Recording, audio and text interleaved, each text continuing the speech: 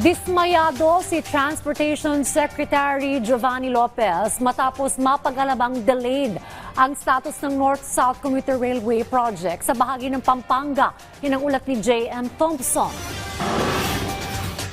Hindi na iwasang madismaya ni Department of Transportation Secretary Giovanni Lopez matapos ang kanyang inspeksyon sa ginagawang North-South Commuter Railway o NSCR dito sa bahagi ng Angeles City, Pampanga.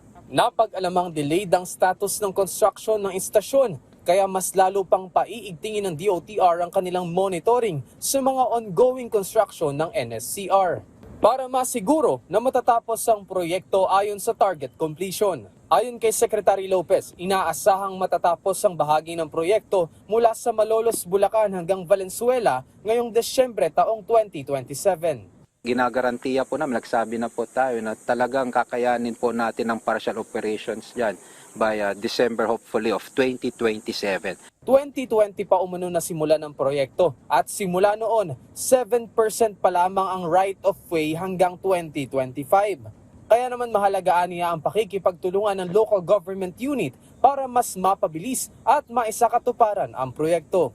90% na po ang ating right of way.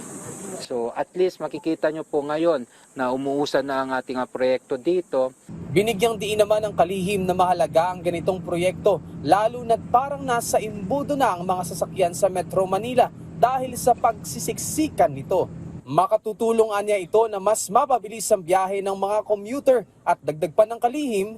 Instead of kumbaga wasting time sa traffic, you can spend more of it with your families and loved ones. Yun naman talaga po yung layunin po dito ng administrasyon kung bakit minamadali natin at pinapabilis natin mga ganitong proyekto.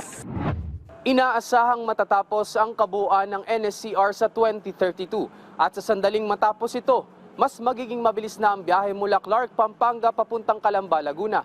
Mula sa mahigit 4 na oras na biyahe, magiging 2 oras na lamang ito. Malayo pa, pero malayo na. Mula rito sa Angeles City, Pampanga, J.M. Thompson para sa Pambansang TV sa Bagong Pilipinas.